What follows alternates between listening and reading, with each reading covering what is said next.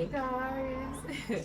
So, having lived in Ghana for 7 years and in Nairobi for 1 year, there are some reasons why I would prefer to live in Ghana compared to Kenya. Okay, so let's find out some of those reasons and you know, tell me what you think about them. Alright. So number one will be easy access to Nigerian food. So because Nigeria is not quite far from Ghana, it's easy to actually get Nigerian food. And then we have a lot of foods in common. So there is gari in Ghana normally, there is yam, there is, you know, so many foods that we eat. We have similarities in our food. So I would say it's easier to get Nigerian food in the actual local markets in Ghana than in Nairobi, which makes it like more affordable. So for that, I would say that okay, because of the food, I would prefer to live in Ghana compared to Nairobi because like there is so much to eat and it's easy to get those things. Yeah. Okay, so number two, I would say is dating. I haven't really dated in Kenya because like as you know, I've been with only one Kenyan man, so yeah. I don't know much about the dating space in Kenya, but the dating space in Ghana is a total disaster. Like it is give and take. So it's insane. Let me just say it's insane, it's crazy. And so at some point I even stopped trying to even get a partner in Ghana because like it was just insane. The hookup culture is on another level. So nobody is trying to love anybody. Nobody is trying to say, oh, I think I like you. Can we go out? Can we Everybody wants to go straight to bed. When I mean straight to bed, it's like, a guy approaches a lady, oh, I like you, and then she's like, oh, Oga, stop it. I know what you want. You just want to, get in there. So here's my charge, pay me, and then we'll go inside. And so it has become a normal thing. The men also are not saying, oh, I like you, can we go out, can I get to know you? They're rather saying, I want this, and this is what I have to offer. So it has really, the dating in Ghana is really messed up, and I think that was one thing that I did not like about Ghana because nobody is hiding it. Everybody's open about it.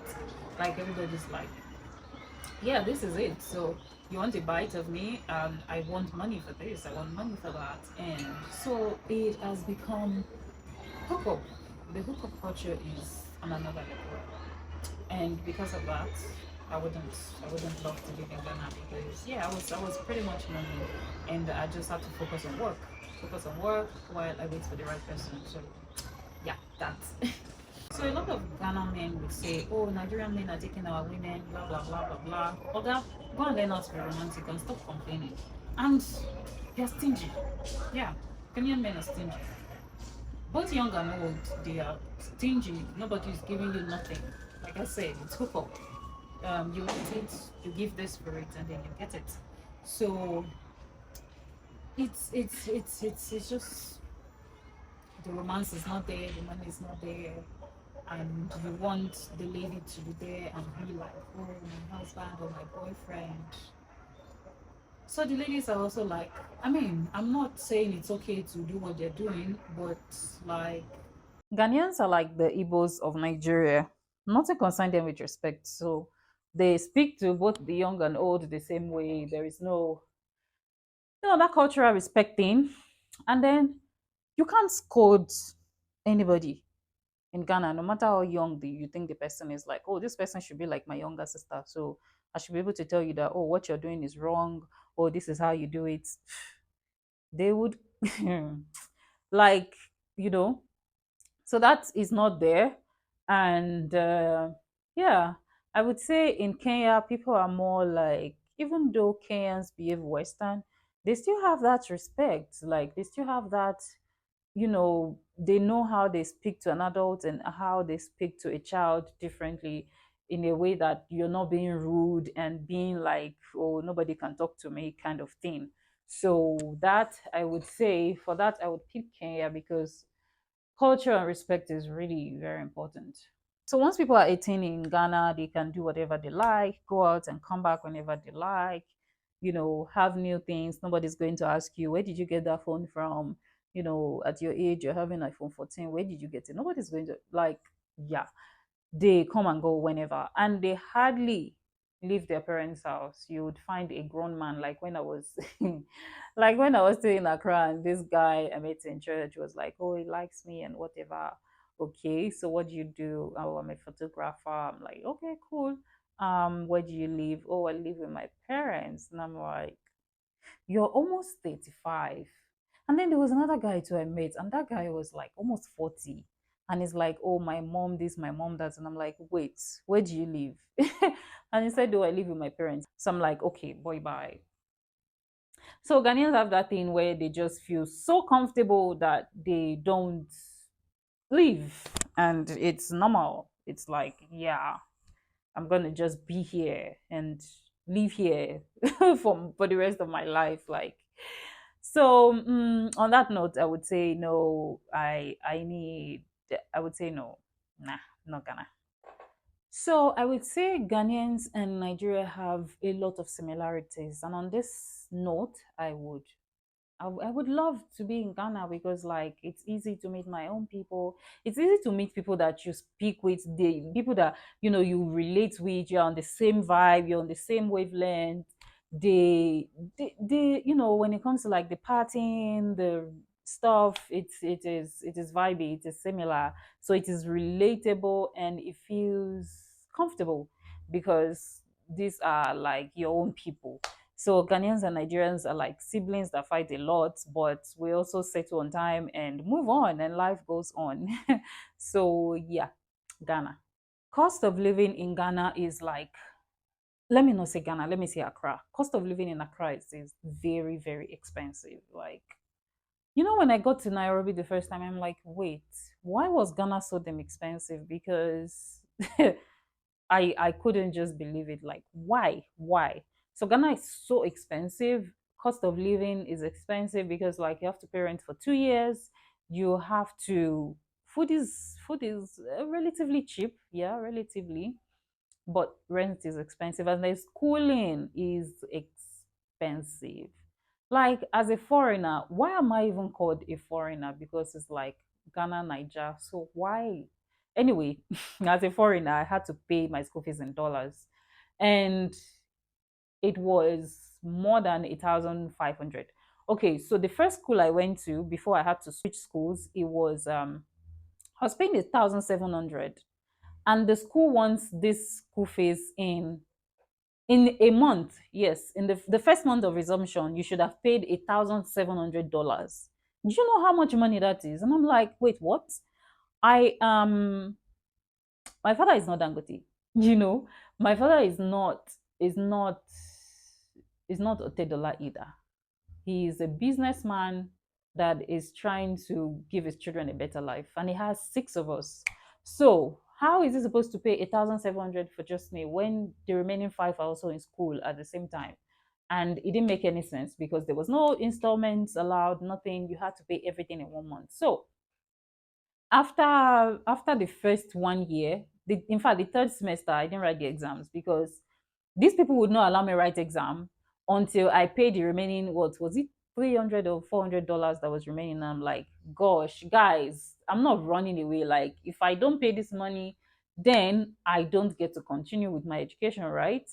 And it's a loss for me because, like, now you want me to miss the exam because I have not finished paying, which is like a lot of money.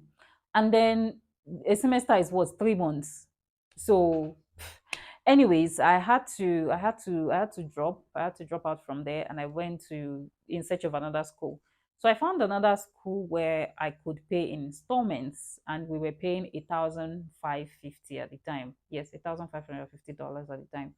So we could pay 500 first, then another 200, another 200, another, what is it? So, like, you just finish paying before exams. And then that is good. Unlike the other school where they wanted me to miss all the exams and then I'll have a retake on my own. Like, I'm going to sit in the big hall writing exam alone. Who wants to do that? Like, the anxiety alone will just kill you and make you forget everything that you've read. So I'm so glad I switched schools, but I didn't really feel it was necessary to have to pay that much in Ghana because like we're all Africans. And apart from Africans, like we're West Africans.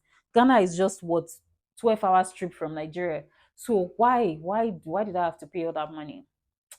Anyways, yeah, on that part, like Ghana is so damn expensive. I would have preferred if I had known about. That's why information is very good, and it's actually very good to open your mind to things that will be helpful in your life.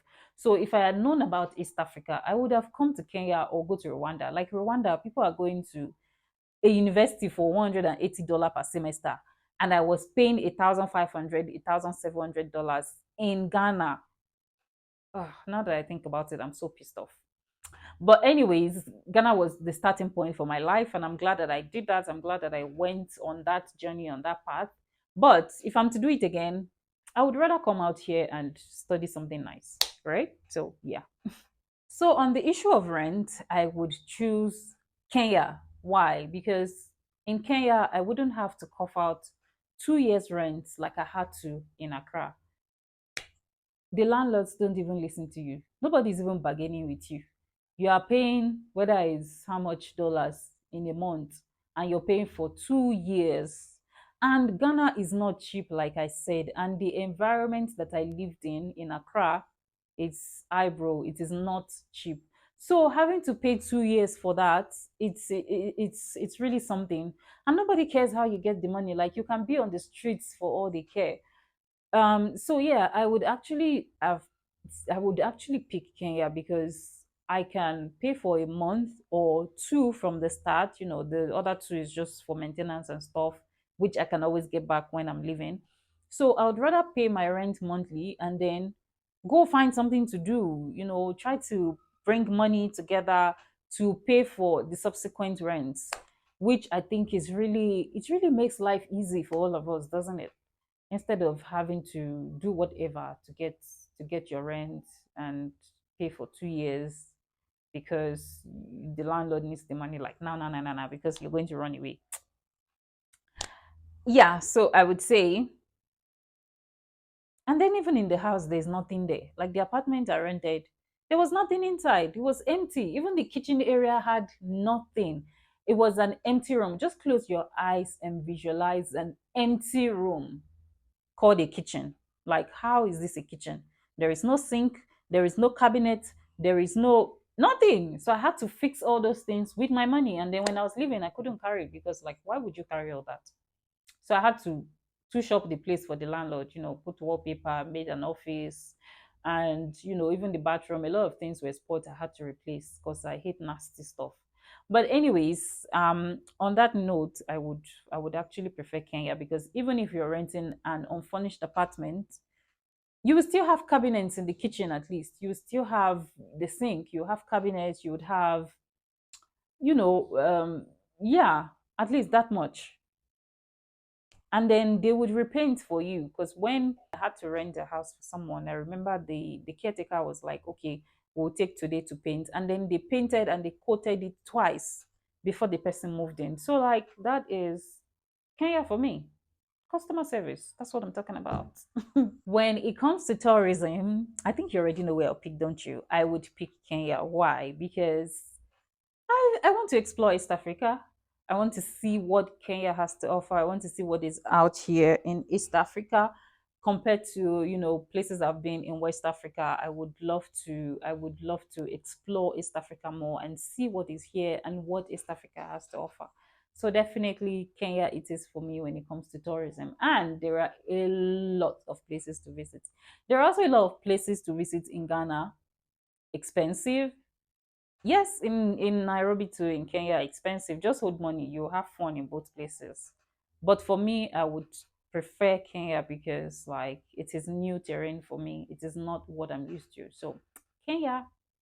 When it comes to opportunities, I would say opportunities are everywhere. Opportunities are all around you. So it depends on you. So I wouldn't say, oh, when it comes to opportunity, go to Kenya or go to Ghana. Opportunities are everywhere. It's left to you to see the opportunity and to take it. I mean, I've gotten some jobs in Nairobi that I didn't even advertise. I didn't even see myself as that person. Like, I'm just doing my thing. And then somebody sees my profile and they're like, oh, I think you can do this thing. Can you come and do this job for us. And I'm like, sure, why not? And as a Niger babe, I go there, I collect my money, I deliver on the job, and I go home. So yeah, opportunities are like everywhere. It's not a matter of place, it's a matter of you as a person and your ability to spot them and to position yourself right, to just put yourself out there, and people will call you for even things that you don't even imagine that people are getting paid for. Yeah, you will. I also look for opportunities, right? Like, I don't just sit and say, oh, opportunity will come. I also look out for opportunities. So I see a company or I see a brand that I'm like, okay, I'm going to look for the loopholes. These people can actually use a touch of this. They can use that. They can use that. This is not done well enough. I can do better for them when it comes to this thing. And I reach out to them like, hey, see my proposal. This is what I'm offering. This is what I think you guys need to work on. And I can do that for you. And guess what? I've gotten more yes than no's. And it's been good. So that's just how it works. You need to also put yourself out there. You need to also look out and reach out. Don't be afraid that people will say, oh, we don't need that at the moment, or people will say, oh, we don't have a budget for that. Yes, yes, people will say they don't have a budget. But when they see what you can deliver on, trust me, that budget will come outside. So that also depends on you and how keen you are to look for things specifically, not just randomly scrolling on Instagram and just every day. Looking for these opportunities that are all around you and going for them is something that has worked for me. So when it comes to opportunities, the place is not a deciding factor. It is up to you to look for the opportunities around you and to go after them.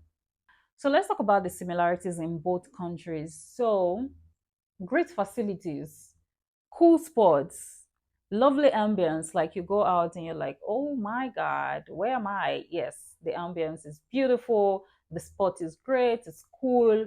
All you just need to have is money, hold money, like I said, because both countries are expensive in terms of tourism. So just have money and you will enjoy yourself. So the tourism sector in both countries are fantastic, amazing. They're doing so well. But of course, Kenya is ahead of Ghana in tourism. So what other similarities are there? I would say easy access to data, constant light, easygoing people. Ghanaians are like also easygoing. Their life is slow paced. There's nothing they're rushing to get and all of that. Same as Kenya. And yeah, I like that, they have that in common. Above all, I find peace and tranquility in both countries. Like, I would live in any of them any day, anytime. So it doesn't matter if it's Ghana or it's Kenya, they are both really my spec. I know, right? Oliver Twist. They are both my spec, and I'll live in both countries anytime, any day. Asante sana, medase why. That is thank you in both Ghana and Kenya languages, which are Swahili and Twi. So thank you guys for watching, and I'll see you in the next one. So I don't know any insults in Swahili. You guys need to teach me because sometimes I need them, right? Whenever someone insults me in Swahili, I'm just looking at the person like, I just instantly switch to Twi because like that's what I know, and I don't insult in Yoruba. Like, I just switch to Ghana language, which I know a few insults, and then yeah. So teach me one or two insults. I think is that a good thing to learn? But the first thing people learn when they go to a new country is the insults. So how come I don't know any? Ah, the people have been around there too. Guys, teach me. All right, guys, thank you for watching. It's amazing having you here. It's amazing doing this with you guys. Thank you for catching up on my journeys, on my travels. And I'm going to see you in the next one. Do not forget, you create your own opportunities. My name is Missy. You can call me the Black Coffee without cream or sugar. Bye.